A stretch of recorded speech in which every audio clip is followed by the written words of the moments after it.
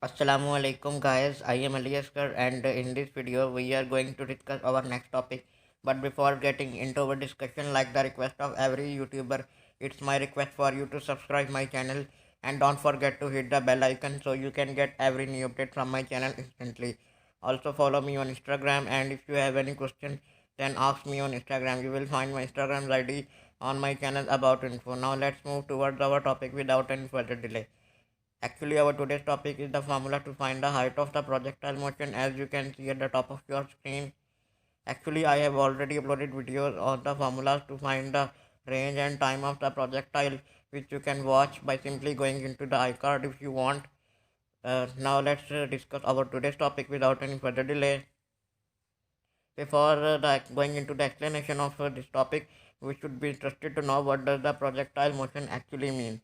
Actually, a projectile motion is a two-dimensional motion under the constant acceleration due to the gravity.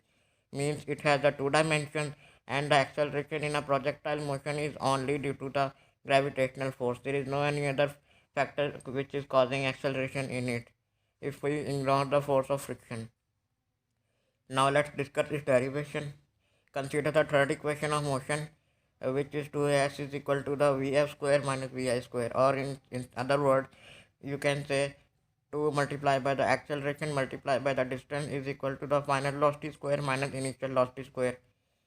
As you know that we have the three equations of the motion, first, second and third, and in this topic we are going to use the third equation of motion because third equation of motion contains all these things which is required for the derivation of the formula of height of projectile motion. Actually, I have also uploaded videos on the dimensional proofs of all the equations of the motion, as well as the Einstein's equation of the mass energy relationship, which you can watch by simply going into the iCard. Anyways, let's move ahead.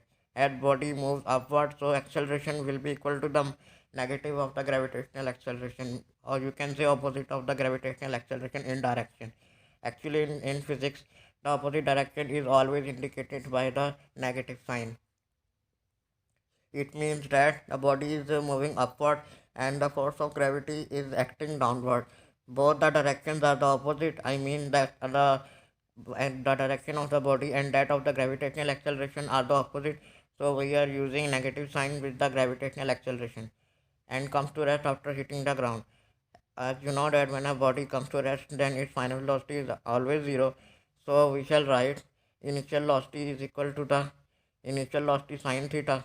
We are using the sine because with the vertical component we always use the sine, and with horizontal we always use the cos. And in this topic you can notice that the body is going upward and then comes downward, means it moves along the vertical component, so we use the sine, and final velocity is equal to the zero. So we are assuming the distance or height we are assuming that distance and height are the equal. These are equal because the SI unit of both, I mean distance and the height, are meter. There is no any difference in their SI unit, so you can assume them equal to each other. In the next step we shall write minus 2 multiplied by the gravitational acceleration multiplied by the height is equal to the 0 minus initial velocity square sine square theta. Finally, we shall write height is equal to the initial velocity square sine square theta over 2 multiplied by the gravitational acceleration. So it was our discussion of today. I hope you will benefit from my discussion. Now I will see you in our next discussion. Till that, Allah Hafiz.